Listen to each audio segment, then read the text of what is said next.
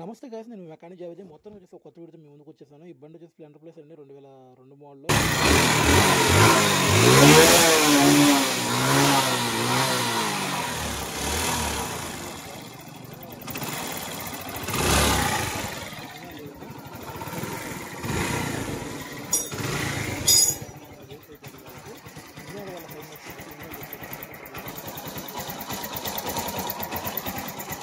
ఎందుకంటే ఆయిల్ వల్ల వస్తుంది కదా, కొంచెం ఆయిల్ పోస్తే సౌండ్ తగ్గిపోతుంది అని పోసానండి.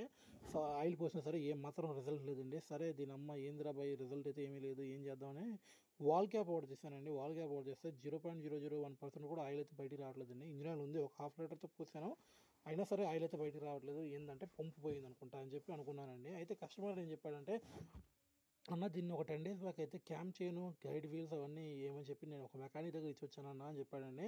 ఇంజనీర్ కూడా చేంజ్ చేయమని చెప్పి మనోడు చేయలేదు అనుకుంటానా అని చెప్పాడండి. వాస్తవానికి అయితే చేయలేదండి. ఎందుకంటే 10 days అంటే మనోడు తిప్పు కొడితే 300 కిలోమీటర్ కూడా తిరగలేదంటండి. 300 కిలోమీటర్లకి 900 ml లేదా లీటర్ ఆయిల్ అయితే అయిపోదు కదండి. 300 కిలోమీటర్ ఎంత బోర్కు వచ్చిన బండి అయినా సరే లీటర్ ఆయిల్ కనీసం తాగేయాలంటే కనీసం ఒక 450-500 కిలోమీటర్లకైనా సరే తాగదండి ఆయిల్ మొత్తం. అలాంటిది ఒక 300 కిలోమీటర్లు తిరగకుండా 10 రోజుల్లో ఆయిల్ తాగేసిందంటే అది మామూలు విషయం కాదండి. బండి అయితే బోరుకు రాలేదు అంతకుముందు. అయితే ఈ బండి నేను అంతకుముందు చేశానండి. ఈ బండి అంటే మామూలుగా పై పనులు చేస్తూ ఉన్నటువంటి ఇంజిన్ ఆయిల్, చైన్ ఫైట్లు అవి వేసాను ఈ బండికి. సో ఈ బండి కండిషన్ అయితే నాకు కంప్లీట్గా తెలిసండి.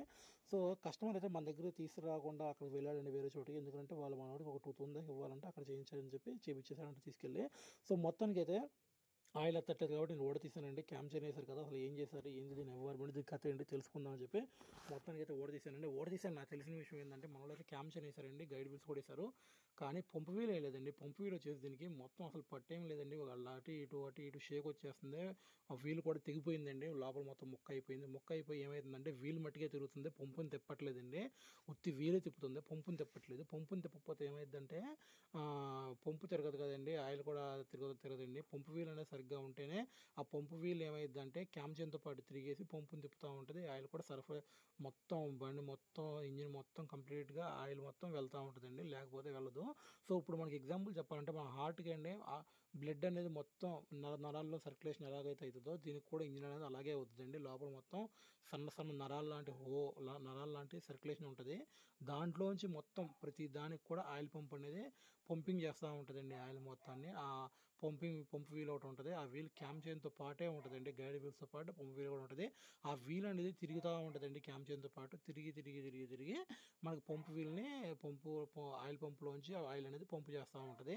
ఆ వీల్ అనేది తెగిపోవడం వల్ల, మొక్క అయిపోవడం వల్ల లోపల ఏమవుతుందంటే ఆ పంపు తిరగట్లేదండి.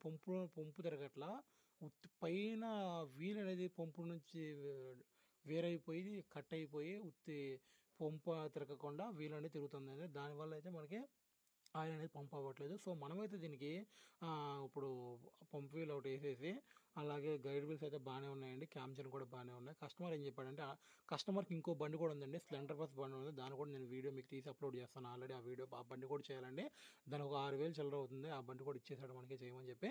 సో అది ఉంది కదా అన్న, దీని అయితే అమ్మేస్తానన్నా అని చెప్పాడండి. అది అయితే సరే కదా అని చెప్పి ఆ బండి అయ్యేదా 5 days 6 days తిరిగేదా చూడన్నా, ఇదైతే అమ్మేస్తానన్నా అని చెప్పాడండి. బోరు గీరు ఏమొద్దన్నా, మన దగ్గర డబ్బులు లేవని, అమౌంట్ బాగా టైట్ ఉన్నాయి, అవి ఇవని చెప్పాడండి. సరే కదా అని చెప్పి నేనైతే సింపుల్గా క్యామ్ చైన్, గైడ్ వీల్స్ అవన్నీ అట్లే వదిలేసి, దీనికైతే నేను సింపుల్గా ఖర్చు లేకుండా పంప్ వీల్ ఒక్కటే వేసానండి. పంప్ వీల్ ఒక్కటే వేసేసి అటు క్లచ్ ఒకటి తీసి, క్లచ్లో మనకి పంపు ఉంటుంది, పంపు అది కూడా తీసేసి పంప్ వీల్ ఒకటి వేసి పడేసానండి. వేసి పడేసి గైడ్ వీల్స్ అవే ఉంచేసి, క్యామ్ చైన్ అవే ఉంచేసి, వాల్స్ రెండు ఒకటి బాగా టైట్ వేస్తారు, ఒకటేమో బాగా లూజ్ చేస్తారు. వాళ్ళు దానివల్ల కూడా ఆ వాల్స్ బెండ్ అయిపోయే ఛాన్స్ ఉంది, బండి మిస్ కొట్టే ఛాన్స్ ఉందండి.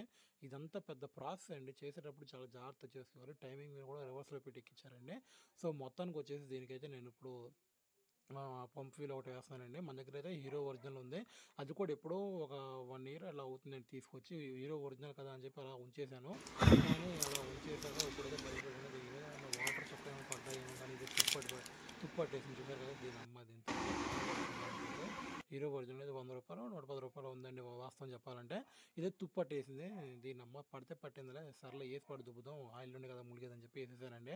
మొత్తానికి అయితే వేసాక ఇంజన్ పోసాక రిజల్ట్ చూసారు కదండి ఎలాగుందో. పొగ మామూలుగా రావట్లేదు.